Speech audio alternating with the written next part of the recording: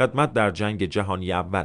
با آغاز جنگ جهانی اول در سال 1914 هیتلر به ارتش آلمان پیوست. اون در جبهه غربی به عنوان یک پیامرسان خدمت کرد و 2 بار به خاطر شجاعتش نشان افتخار دریافت کرد. با این حال او هرگز به مقام بالایی در ارتش نرسید. در سال 1918 اون در حمله شیمیایی مجروح شد و مدتی نابینا شد.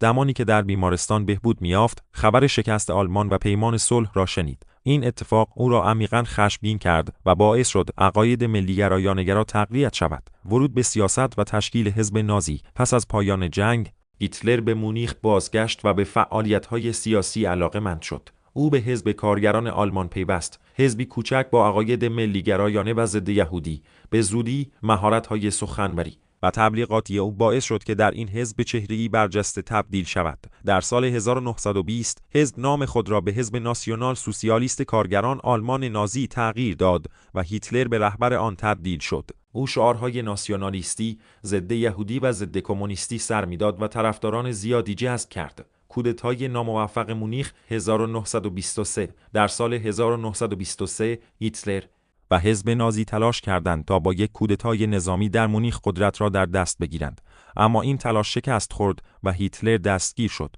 او به 5 سال زندان محکوم شد، اما تنها 9 ماه را در زندان سپری کرد.